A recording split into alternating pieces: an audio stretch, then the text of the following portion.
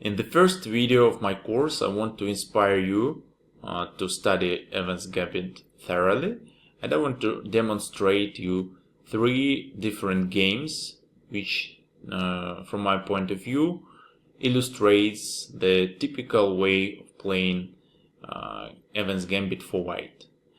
And as we know, one of the first games where Evans Gambit was played was the game played by Davis Evans, the inventor of this gambit, against Alexander McDonald.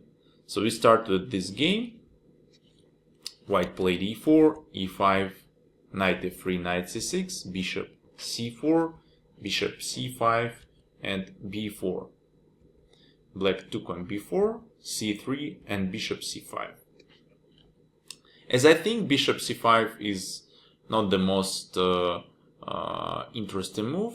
Okay, later on black can retreat to the variation with bishop b6, but as I think bishop a5 is better, because bishop on a5 keeps pin on this diagonal. And the second point is that on c5 I can attack bishop by playing d4 sooner or later, and I don't see any benefits for black to put the bishop on c5. And of course I can play d4 immediately, but in the game white played castle kingside. Interesting move. I provoked black to play knight f6. d6 could be more accurate move in order to handle position in the center on e5.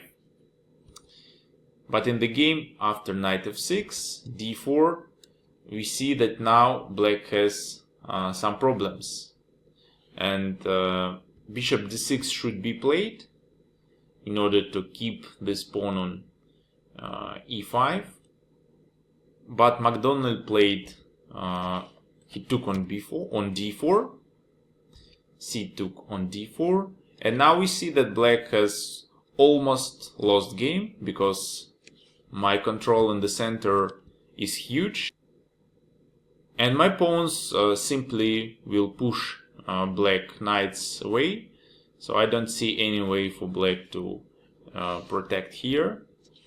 In the game they played bishop b6, then e5, d5 was played. Okay, knight g4, knight e4 doesn't give anything, and after I take on f6, and then I can check black king, and we see that next moves are almost forced.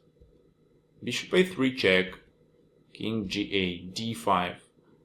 I don't give any pause to my opponent, any opportunity to make a deep breath and make a good move developing the light square bishop. So after knight a5, bishop e7, queen d7, and only here white took on g7, king took on g7, then queen d2, and we see different threats here. And after queen g4, white played queen c3. So black must play king g8, and here is a small puzzle for you. Please press pause and think about the combination which is the winning way for white here. And if you are ready, we can continue with very beautiful sacrifice. Queen takes h8, then bishop f6, queen g7, rook e8. So this is a very simple game which illustrates that if black plays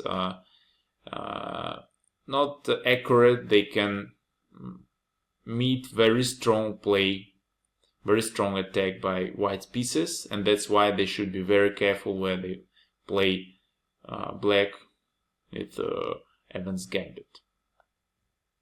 The second game I want to show you was played by Adolf Andersen against Jan Dufresne, which is also so-called evergreen game. And although we see quite old-fashioned way to play chess here. But anyway, this game was really strong inspiration, especially for me when I was a child.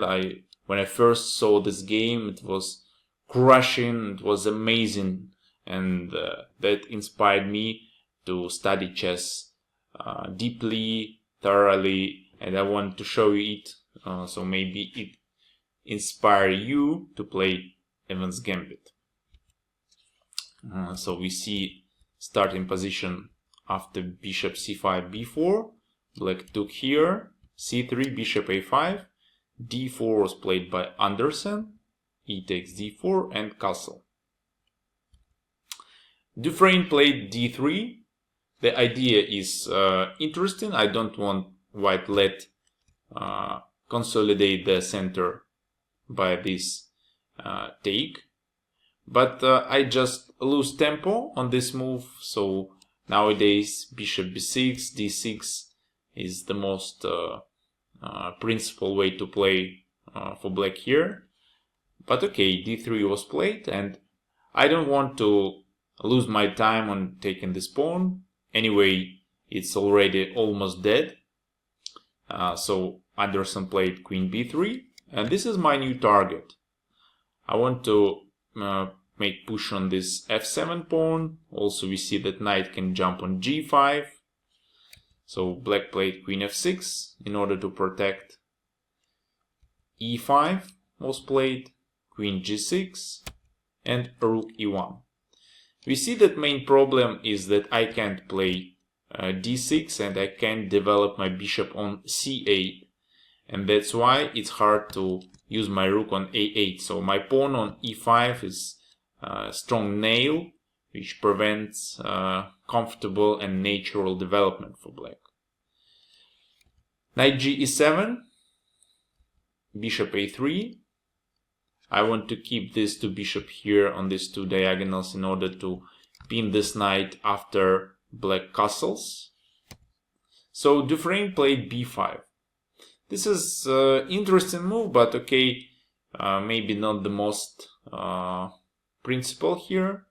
The idea is to open this semi-open file, to open it for black rook, and to develop eventually bishop on b7.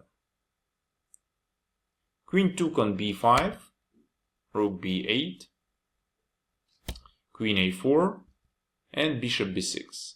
So we see that black tried to prepare some pressure on these diagonals. This is interesting idea. The only problem is black's king, because I can't castle and unpin from this unpleasant pin on this diagonal a3 f8. That's why white's position is definitely better. After knight bd2, bishop b7, knight jump to e4, queen f5, bishop takes d3. I'm ready to win a queen. So queen h5 was played in the game. And here white could simply play knight g3 without any specific combinations, any sacrifices. I just want to continue my pressure. And after queen h6, bishop c1, we see that black's queen is lost and he can't find a good safe square. Bishop c4, for instance, if queen g6, I can just play knight h4, and then after sacrifice, and I win queen on g4. After bishop c4, for example, knight d5, I can jump on g5, and then rook e4, and we see that black's queen is already trapped. Okay, anyway, in the game, after queen h5, Anderson played knight f6. Very beautiful move. Pawn took on f6, and I open line for my rook. So black played rook g8. They tried to create some counterplay. Queen f3 is a threat. Rook a d1. White prepare strong sacrifice, and they bring the last piece into the game. And here rook g4 was a possible way to play, and white should play accurately later to win. But Dufresne took on f3. It looks very dangerous because I have a lot of threats here. You see strong bishops, strong rook. But the main problem is that this move just loses immediately. If you know how to play, you can just continue looking this video. If you don't know and see this video first time, please make a pause and think about how white can continue. What is the good move here? And if you are ready to continue, you can sacrifice rook on e7. We see that if black plays king d8, I just can continue and take rook d7. And then if I take bishop f5 check, then bishop d7, then I just win after bishop c6. Other options to play king c8, then I can play rook d8, and if rook takes, I just take on f3. If knight takes, then queen d7, and then discover check and checkmate immediate. And if king takes, I can just play bishop e2, then just take this queen, and we see that I have big material advantage, and black king is in very dangerous position. But in the game, black took on e7, knight e7, and then queen d7 is the decisive move. So I must take on d7, and then bishop f5 check, king e8, and then simple checkmate in 2. And we see these two bishops which impressed me so much in my childhood. And we see that all the pieces, all the black pieces looking on the white king, but the main problem, they don't have extra tempo to finish the game. So this was the second game played by Anderson, and we'll go to the third one. And the third game was played by Robert Fischer against Reuben Fine. It was the game played in New York, 1963. Fischer played e4, e5, knight f3, knight c6. We reach our position, c3, bishop a5, d4, pawn takes, castle. And Fine was greedy in this game. Maybe he wanted to punish his opponent, or maybe he wanted to say that Evans Gambit is not sufficient for good counterplay, for real initiative. So he took on c3. I can't recommend this move because black just has a huge lack of development, and after queen b3 they have real problems connected with pawn on f7. So queen f6 was a better option to play. For example, e5, queen g6, knight c3, knight ge7, and then I can play bishop a3, or I can play knight e2 and try to put my knight on e4, and we see that white has some pressure and compensation for sacrificed pawn. But in this game, Fine played queen e7, and after knight takes c3, we see that knight d5 is already a big threat, so black should take on c3 or protect somehow this square. If they take on c3, this is a problem connected with the g7 pawn. If I play knight f6, then I can play rook b1, and then I can play e5. And we see that if I take on e5, then take, then pawn take, then I can play bishop a3, and black's position is very dangerous because I can't protect e5 pawn, and queen takes e5 is almost inevitable.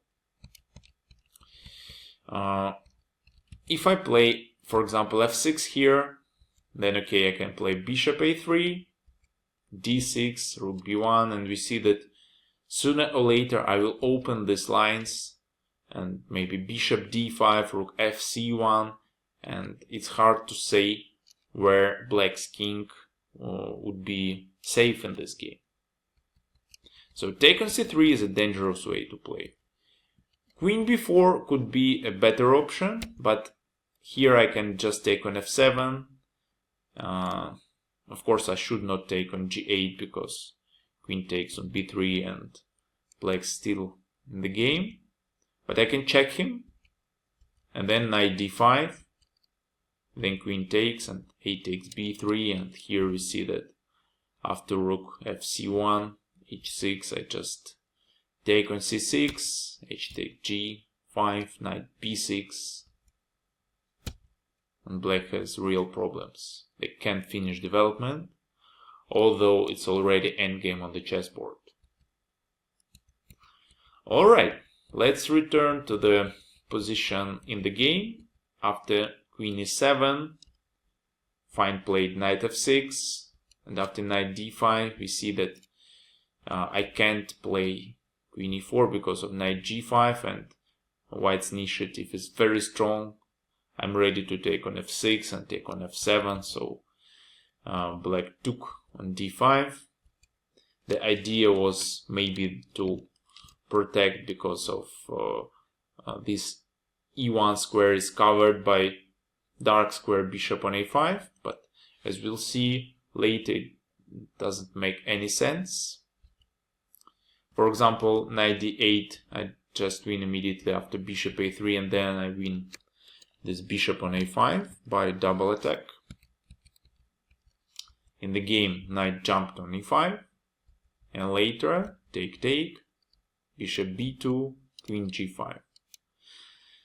So here we see that black has only one move to finish development. Okay, not one, maybe my bishop on c8 also needed some time to bring into the game, but after castle king side I can still continue. But the problem is that black has no extra tempo here. So after h4 we see that black can't protect. For example, queen h6, queen a3, I'm ready to win this bishop, and I'm ready to play rook e1 and checkmate. If queen g4, okay, I can check immediately. And as we see, king d8 doesn't give much. Queen e7 is a threat. And here queen h6, brilliant move. If black takes, check, then bishop g5, rook e8, just take on g7, and we see that I want to take the rook, and I want to play rook e1, king d8, and bishop f6. So that's why it's not good option to play queen g4. So fine took on h4, and after bishop g7, rook g8, rook check, king d8. If black takes on e1, it doesn't change anything. And this is position where you can stop and try to find a good move. Try to find the move Robert Fischer played in his game. And I wait some seconds for you. And if you're ready, okay, queen g3, beautiful deflection. So we see that queen can't protect f6 square, and after queen takes g3, bishop f6, checkmate. So we saw in this game that take on c3 is a really dangerous opportunity for black if they play Evans Gambit, and usually if black captures one pawn, that's enough. They should not continue grab another one because they has to finish their development. And later we'll look in more accurate variations for black and how white can develop initiative against them. Thank you for watching. See you in next video.